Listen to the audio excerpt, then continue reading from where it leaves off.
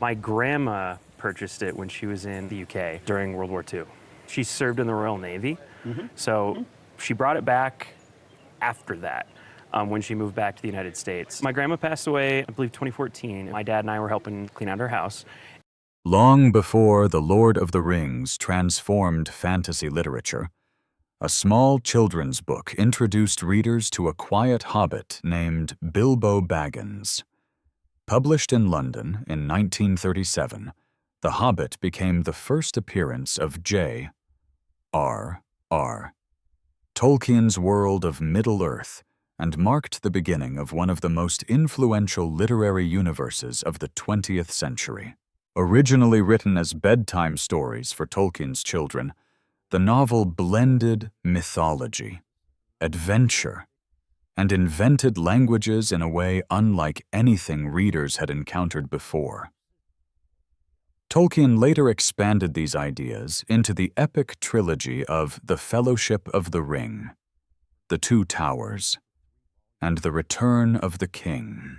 This copy is especially important because it belongs to the extremely rare first printing of the first edition. Only the earliest copies contain a typographical error on the dust jacket involving the name of Lewis Carroll, born Charles Lutwidge Dodgson, with the mistake corrected by hand. The survival of the original illustrated dust jacket, designed by Tolkien himself, makes the book even scarcer.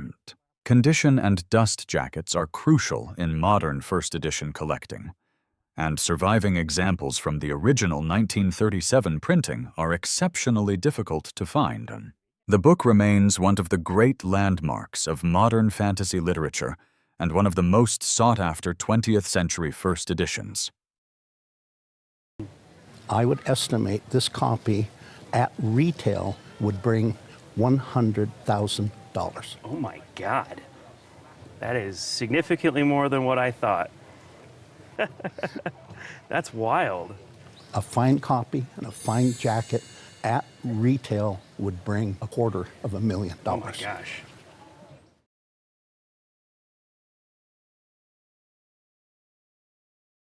To a copy of The Hobbit that happens to be signed. This was a gift from a professor to my wife at the University of St. Thomas in Houston. I know it's a book that she treasures.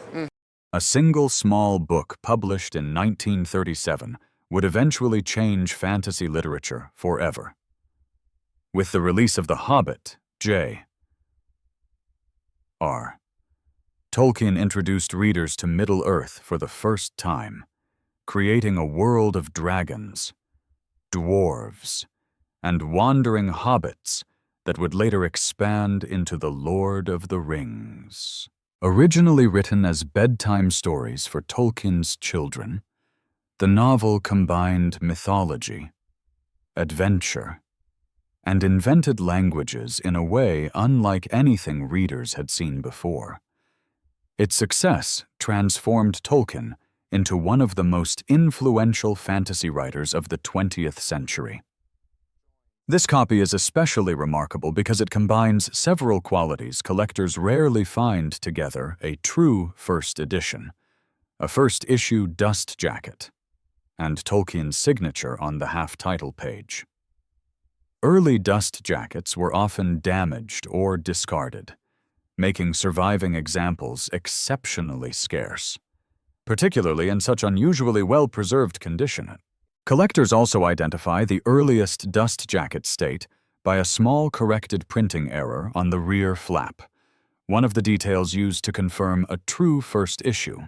Combining rarity, condition, and literary importance, signed first editions of The Hobbit remain among the greatest treasures of 20th century book collecting.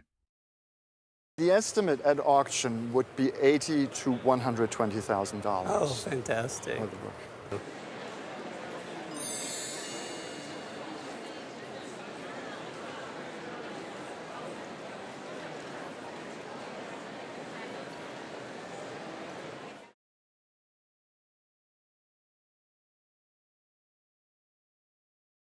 The book belonged to my great-great-grandfather, who was an early-day Texas Presbyterian minister. He also founded the City Temple Presbyterian Church in downtown Dallas, and he's buried right outside the convention center here.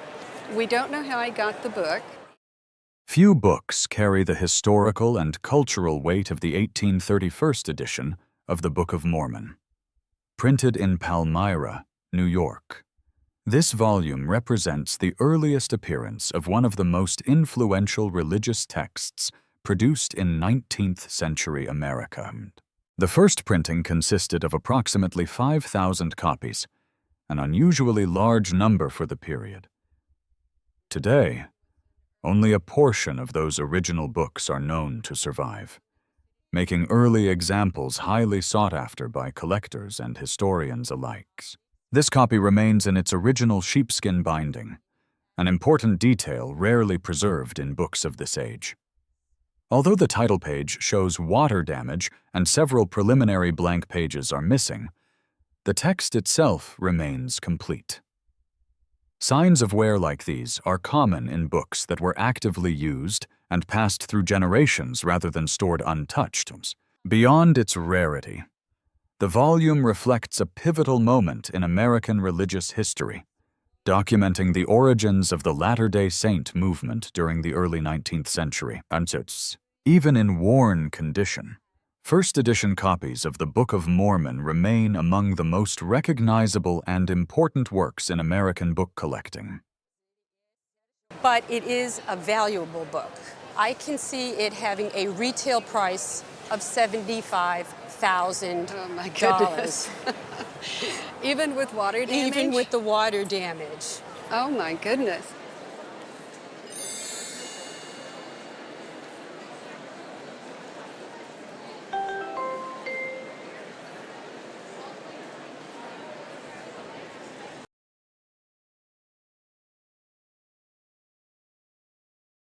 I've got a book of poems written by William Faulkner.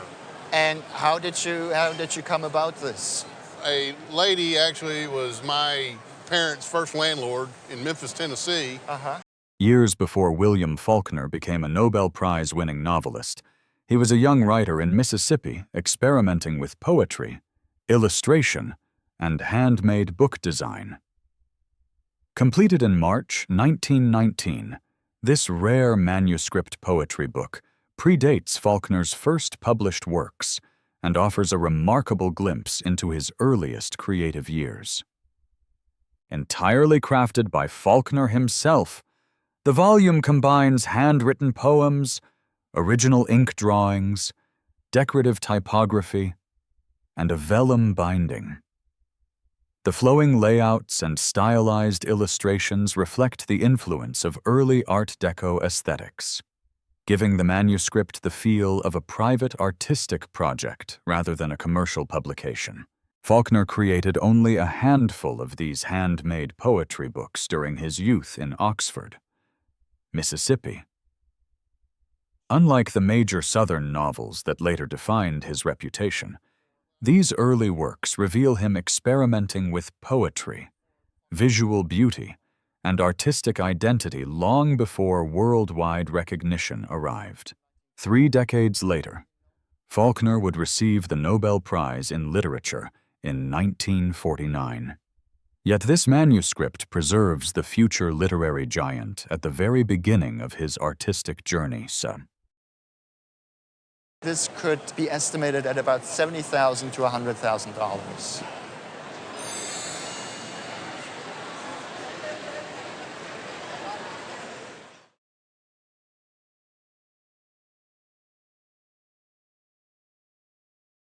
I have a first edition, The Wonderful Wizard of Oz. My dad actually purchased this back in the mid-60s. I have the mailing envelope from Texian Press in Waco, Texas. I think there were book dealers. So probably a local bookseller. Exactly. Yeah. And so it was in that mailing envelope.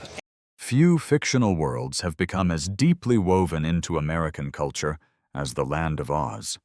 First published in Chicago in 1900, The Wonderful Wizard of Oz by L.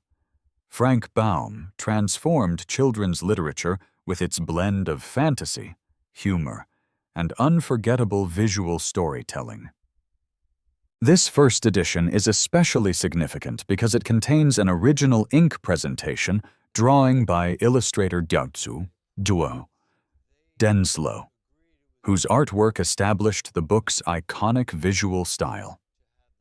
Drawn on the front free end paper and signed with Denslow's famous seahorse monogram, the illustration was dedicated to Dorothy Rowntree, daughter of Chicago businessman Harrison H. Rowntree, who was connected to Baum's Circle. Some Oz scholars have even suggested Dorothy Rowntree may have influenced the naming of Baum's heroine. The volume is a first edition, second state text, still from the original year of publication, and survives in notably strong unrestored condition. Because early Oz books were heavily read by generations of children, fine surviving examples are increasingly scarce today.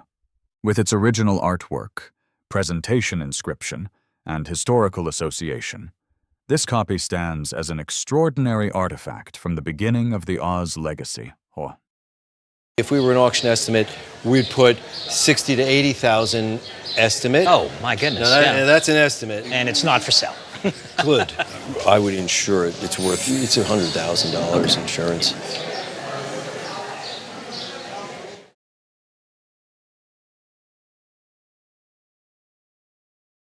I brought an old Book of Mormon. It's an 1840 edition, and this was in our family. My grandpa was a collector, and he passed it to my dad. Printed in 1840, this early edition of the Book of Mormon comes from one of the most turbulent periods in early Mormon history. As members of the Latter-day Saint movement moved west across America, facing hostility and displacement, books like this became both religious texts and symbols of a growing faith community. Although often associated with Nauvoo, Illinois, this edition was actually stereotyped and printed in Cincinnati, Ohio, before being issued for church use. What makes it especially important is that it was produced during the lifetime of Joseph Smith, who died only 4 years later in 1844. For collectors, editions printed while Smith was still alive are considered the most historically significant. The volume no longer retains its original binding, but the later rebinding helped preserve the text in unusually strong condition.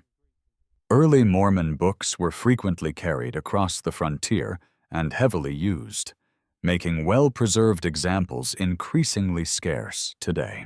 As both a foundational religious text and an important piece of 19th-century American printing history, this 1840 Book of Mormon remains a remarkable survivor from the early years of the Mormon movement. 50 to 60,000. Insurance, I'd probably say 75. If you would come to me with this book 20 years ago, I would say maybe $20,000. I consider it an honor just to be standing here holding it. And if this was the original binding, this would probably be a retail of $75,000.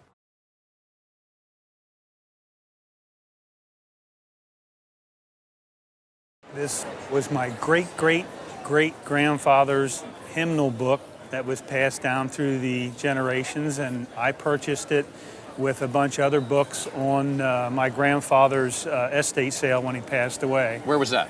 In Grantville, Pennsylvania. Printed in Philadelphia in 1732, this rare hymnal is one of the earliest surviving books produced by Benjamin Franklin. Long before Franklin became famous as a statesman and inventor, he was establishing himself as one of colonial America's most important printers. The volume was created for the Ephrata Cloister, a small German pietist religious community in Pennsylvania known for its devotional writings and sacred music. What makes this copy especially unusual is that it combines two separately printed works from 1732 and 1736 bound together in one original volume, something recorded in only a handful of surviving examples. Unlike Franklin's commercial publications, such as Poor Richard's Almanac, these hymnals were printed in very limited numbers for a small religious community, making surviving copies extraordinarily scarce. The condition is equally remarkable. Many 18th century Franklin imprints survive only as damaged fragments, while this example still retains its original binding and unusually strong preservation. Combining early American printing, religious history, and Benjamin Franklin provenance, the volume stands as a rare survivor from colonial America. If it were to sell, at $40,000 to $60,000. Oh my God. If I were to have it insured for the family, if you wanted to keep it, probably at $100,000. No kidding. It's an incredible rarity. There are very few examples in the world. I really appreciate you bringing it in. Thank you.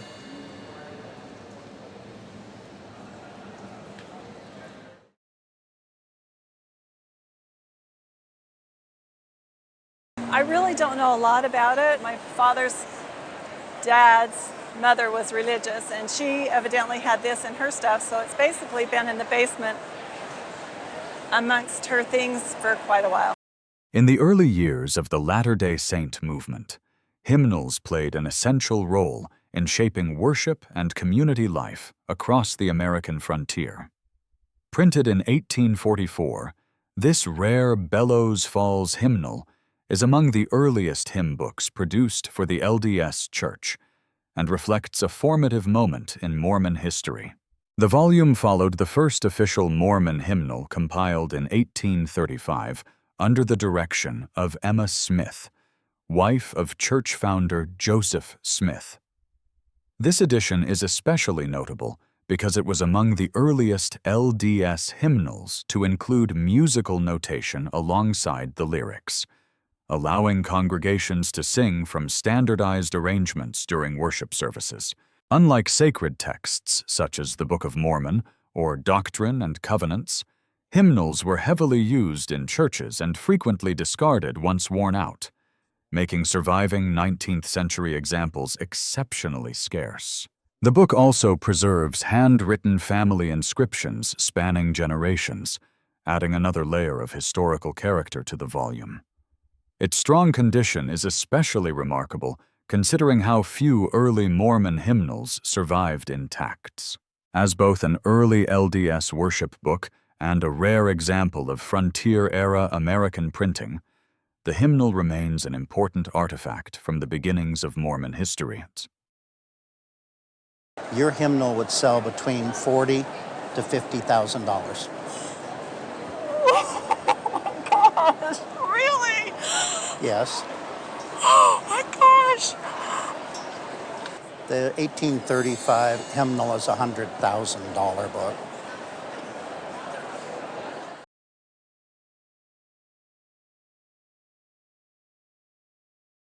It's a book from my father's family. It has been in the family, I believe, since his grandfather. We believe it's dated 1586. Bound in blind-tooled pigskin over heavy wooden boards, this remarkable 1586 herbal captures the blend of science, medicine, and craftsmanship that defined Renaissance Europe. Printed in Frankfurt, the volume is a German edition of the famous botanical work by Italian physician and naturalist Pietro Andrea Mattioli, edited by Nuremberg scholar Joachim Camerarius the Younger, and published by renowned printer Sigmund Feyerabend. The book belongs to the tradition of the Kräuterbuch, or herbal guide, used for studying medicinal plants and natural remedies. Its greatest strength lies in the detailed woodcut botanical illustrations, many drawn directly from real plant specimens rather than stylized medieval imagery. These naturalistic illustrations helped shape the early scientific study of botany. The original Renaissance binding remains especially impressive, with the publication date stamped directly into the pigskin cover.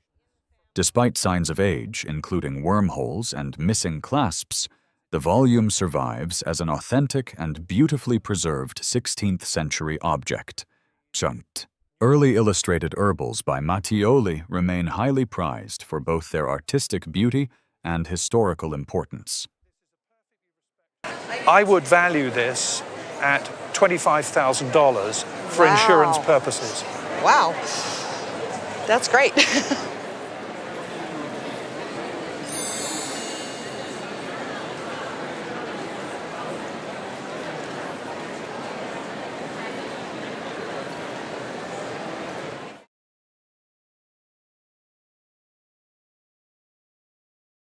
It was handed down to my dad from a distant cousin who was an avid art collector, and he lived in Hawaii. We never knew Cousin Floyd. Mystical imagery, medieval romance, and poetic symbolism fill this rare 1905 edition of The Flower Book by celebrated pre-Raphaelite artist Sir Edward Burne-Jones. Published in a limited edition of only 300 copies. The work reflects the dreamlike imagination that made Burne-Jones one of the defining figures of late 19th century British art. Rather than illustrating flowers directly, Burne-Jones transformed flower names into symbolic scenes inspired by mythology, spirituality, and literary fantasy. Circular illustrations such as Jacob's Ladder and the Key of Spring feature flowing drapery, ethereal figures, and richly imagined landscapes rendered in the artist's unmistakable style. Although Burne-Jones died in 1898, the collection was later issued by his wife to preserve these deeply personal designs. This particular copy is especially important because it retains an elaborate custom binding by W. H. Smith, far more decorative than the standard cloth bindings found on most surviving examples. Combining limited production, fine illustration, and exceptional binding craftsmanship, the book remains one of the most beautiful printed works associated with the pre-Raphaelite movement. If you had to replace this, that raises the price from 15 to maybe 25,000 or more because you have the very fancy binding. We had no idea about that, yeah. That's unbelievable.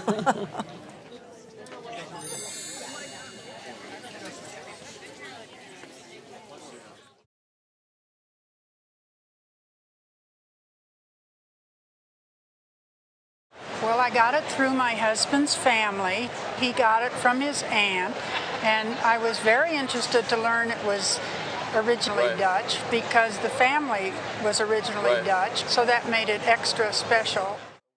Pages filled with dramatic hunts, exotic animals, and sweeping Renaissance landscapes make this extraordinary 16th century volume feel more like a work of art than a book. Illustrated by the Flemish master Johannes Stradanus, also known as Jan van der Straat, the collection captures the fascination with nature, sport, and spectacle that defined elite European culture during the Renaissance. Born in Bruges in 1523, Stradanus later settled in Italy, where he worked with Giorgio Vasari and produced designs for the court of Cosimo de' Medici in Florence. His engravings became famous for their energy and remarkable detail, particularly scenes of hunting, fishing, and birding. Published in Antwerp in 1578, this rare first edition of Venationes Ferrarum. Avium. Piscium contains 104 engravings issued by the workshop of Philip Scale.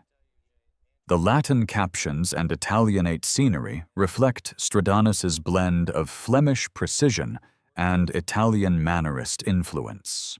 Complete examples from this period are exceptionally scarce, especially in such fine condition. The book remains a remarkable survival from the golden age of Renaissance printmaking. we would safely put an estimate of $20,000 to $30,000 on it. I hear them say you're kidding all the time on the program. We're not kidding. We don't kid you.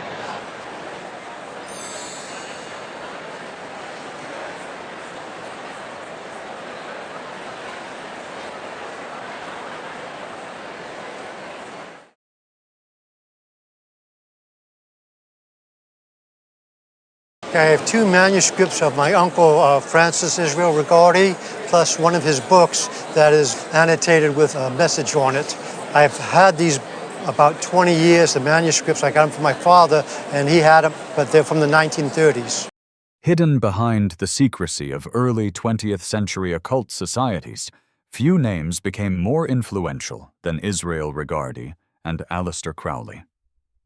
Together, they helped shape the modern Western occult movement through writings, rituals, and the revival of mystical traditions connected to the Hermetic Order of the Golden Dawn. Originally serving as Crowley's secretary, Rigardi later became famous for publishing the once secret teachings and ceremonial practices of the Golden Dawn, material previously restricted to initiated members. His landmark work, The Golden Dawn, published in 1938, remains one of the foundational texts of modern occult study. This collection is especially important because it includes original Rigardi manuscripts from the 1920s and 1930s, including draft material connected to the Golden Dawn itself. Another manuscript reveals a fascinating editorial change, with the original title, Light and Extension, crossed out and replaced by the published title, My Rosicrucian Adventure. Accompanied by a signed family copy of The Golden Dawn, the archive offers a rare glimpse into the private working process of one of the 20th century's most influential occult authors. That retail between $20,000 to $25,000. My goodness, very nice. Incredibly unusual to find Rigardi manuscript material. I wish I had more of it.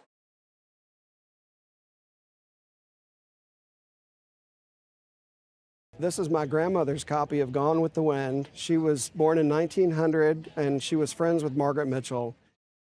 Published in 1936, Gone with the Wind quickly became one of the most influential novels in American literature. Margaret Mitchell's sweeping story of the Civil War and Reconstruction turned into an instant bestseller, later winning the Pulitzer Prize and inspiring the legendary 1939 film adaptation. This copy is especially important because it is a true first edition, identified by the May 1936 date on the copyright page, one of the key first-issue points collectors look for. Even more remarkable, the book is personally inscribed by Margaret Mitchell to a close childhood friend from Atlanta, making it a rare association copy tied directly to the author's personal life. Over the years, the volume evolved into a unique historical artifact. Added signatures include film stars Vivien Leigh, Olivia de Havilland, and producer David O. Selznick, all connected to Civil War centennial events in 1961. Most extraordinary are the signatures of elderly Confederate veterans alongside formerly enslaved individuals still living at the time. Together, those names give the book a powerful connection to the real history behind the novel itself. Combining literary history, Hollywood history, and first-hand Civil War memory, the volume stands as a remarkable piece of American cultural history. An auction estimate would be $20,000 to $30,000. Wow. For your little book. That's fantastic. If I would have been happy with 1,000, I'm 20 to 30 times happier. I like that.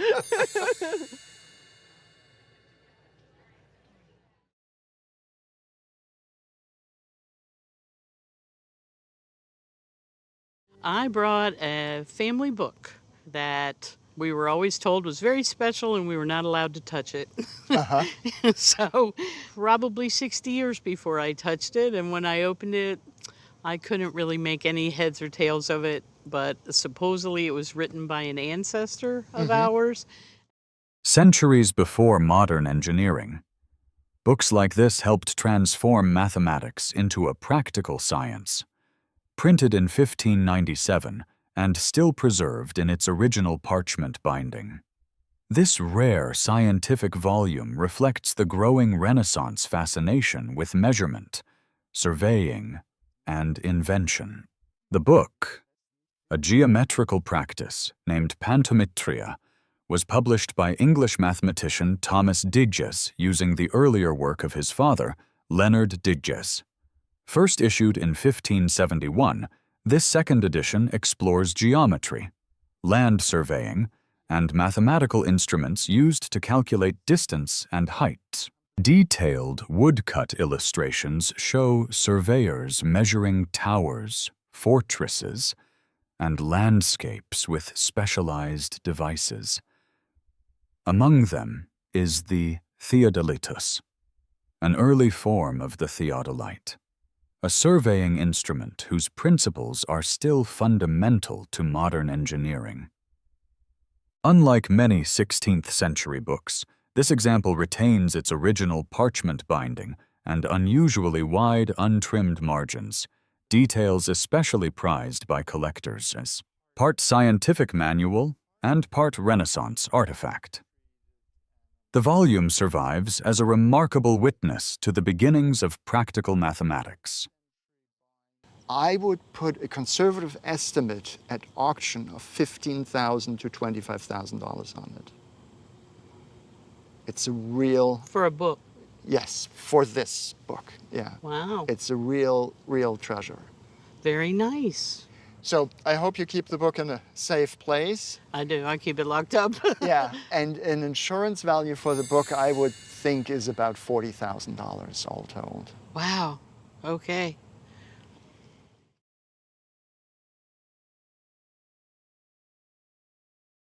My mother had an aunt who had a husband who had a whole collection of naval books, medical books. He was a physician and a naval officer. When my aunt died, she got a bunch of his books. This pamphlet...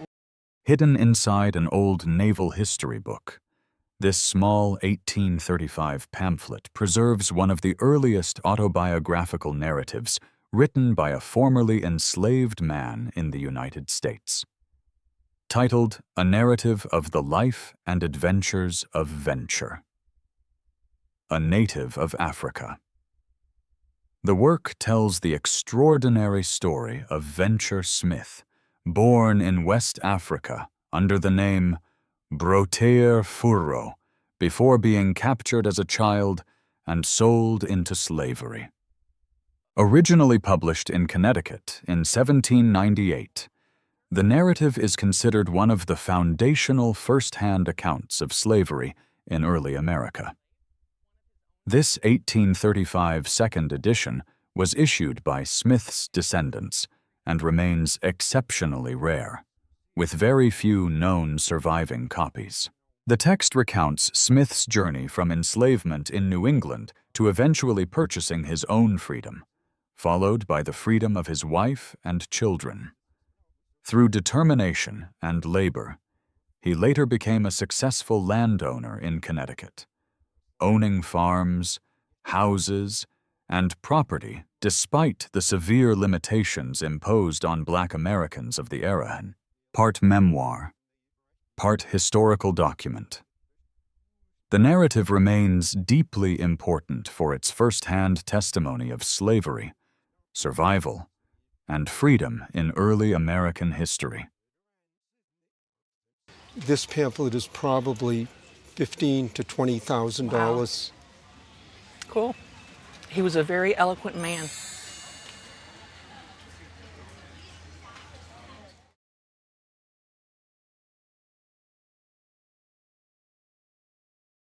My husband and I are big readers, and we both come from families that love books, and we have inherited over the years hundreds of books, maybe thousands. And it actually got to the point where we had no room for books, so we had to build a special building, which we call our library. Long before Ulysses transformed modern literature, James Joyce was already experimenting with the deeply personal and unconventional style that would define his career. First published in 1916, A Portrait of the Artist as a Young Man became Joyce's breakthrough novel, tracing the intellectual and artistic awakening of Stephen Dedalus, a character widely seen as Joyce's literary alter ego. This copy is especially remarkable because it bears an early signature by Joyce dated in Trieste, Italy, where the author spent many formative years teaching English and developing his major works. The date is particularly significant, as Joyce was still struggling financially and had not yet reached the international fame he would later achieve after moving to Paris in 1920. Signed Joyce material is exceptionally scarce, especially on early editions connected to this important period of his life. Collectors also value the book because Portrait is considered one of Joyce's defining works and a cornerstone of literary modernism. Combining literary importance, early provenance, and a rare period signature, the volume stands as a remarkable artifact from the beginnings of 20th century modern literature. I would estimate this at $15,000 to $20,000. Yeah, whoa, okay.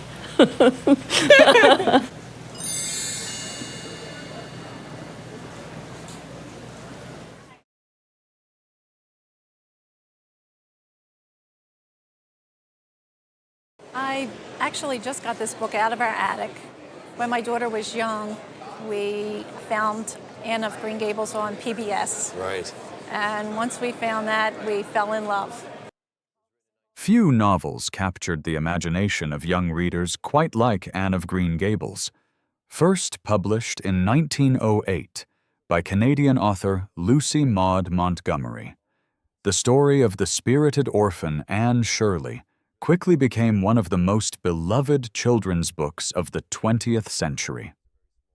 This copy is especially important because it is a true first edition, identified by the first impression. April 1908. Statement on the title page. Early print runs of successful children's books were often surprisingly small, as publishers had no way of knowing whether a title would become popular. In the case of Anne of Green Gables, demand soon exploded, making surviving first printings exceptionally scarce. The novel marked a major shift in children's literature, helping establish a wider audience for stories centered on girls and young women. Montgomery's vivid descriptions of Prince Edward Island and Anne's imaginative personality turned the book into an international classic that inspired numerous sequels, films, and television adaptations. Because relatively few true first editions survive in such strong condition, copies like this are highly prized by literary collectors. I would estimate it safely 12 to 18,000 at auction. So you've got a real treasure and a book that you love. Oh my gosh. And I really am grateful you brought it here to the Roadshow. Yeah.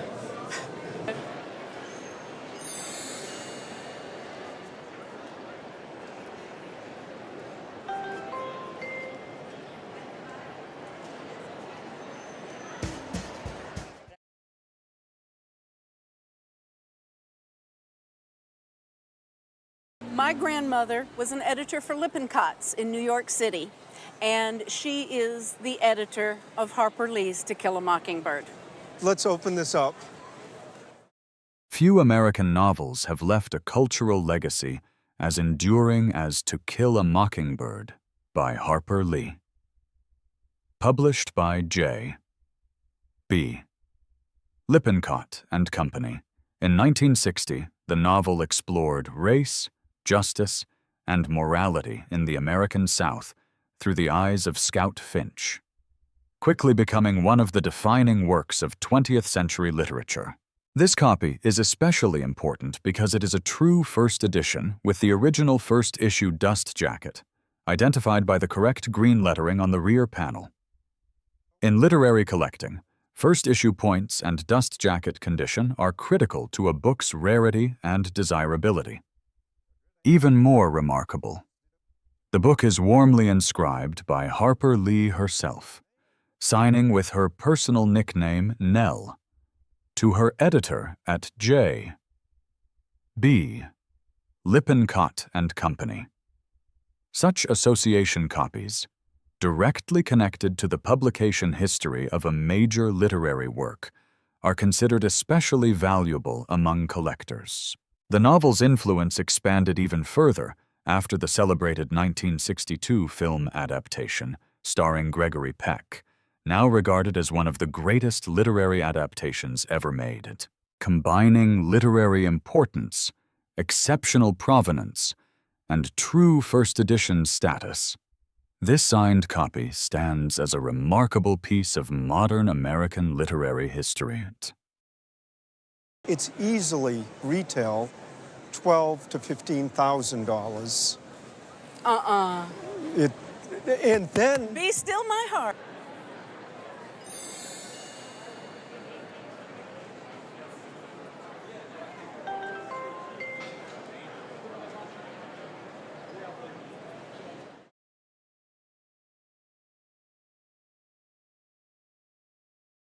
The book has been in my family for a number of generations. I have a great-great-grandfather who was a peer of George Custer. When Custer later wrote this book, he hand-signed a copy for the son of my great.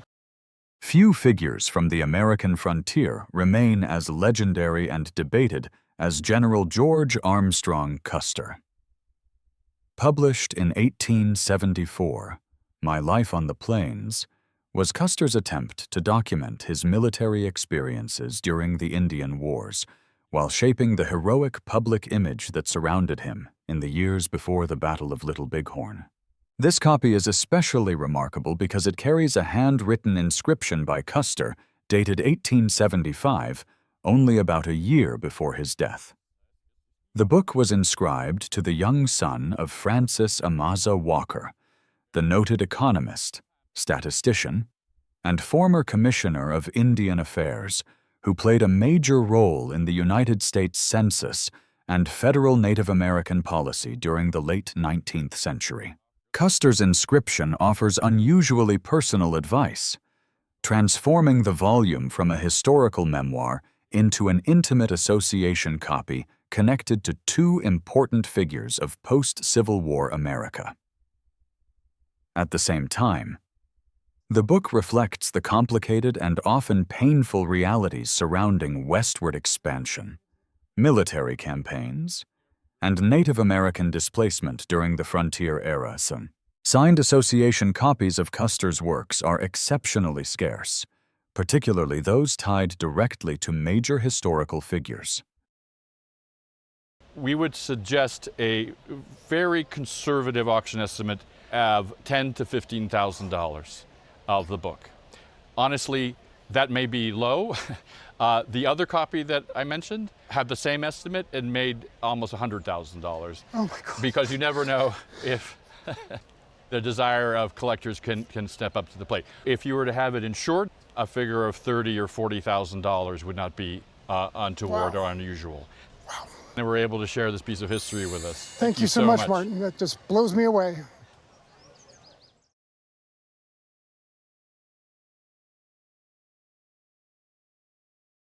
When I was in high school, I read secretly Lady Chatterley's Lover, and then when I was in my 30s, a boyfriend said, "Oh, you should read this." I said, "I already have. I've got a copy."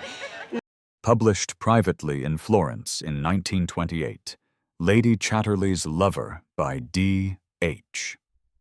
Lawrence became one of the most discussed novels of 20th century literature. Its direct treatment of intimacy, emotion, and class relationships marked a major shift in modern fiction and helped redefine what literary writing could explore openly. The novel follows the lonely Lady Chatterley and her relationship with the family's gamekeeper, a story that challenged many of the social conventions of its era. Lawrence's natural, emotionally direct writing style gave the book a realism that felt unusually modern for its time. Because of publishing restrictions in Britain and the United States, complete uncensored editions remained difficult to obtain for many years. The novel later became closely associated with wider discussions about literature, censorship, and artistic freedom. This copy is especially significant because it is an original 1928 edition signed by D.H. Lawrence himself. Early signed copies are exceptionally rare, particularly since many first editions were heavily read, damaged, or lost over time. Signed first editions of Lady Chatterley's Lover remain among the most sought-after works of modern literature. At auction, it's less. It's more like $4,000 to $6,000. But if you wanted to replace it, you'd have to pay $12,000 to $17,000. No, it's awesome. Devin, thank you. I had no idea. My pleasure.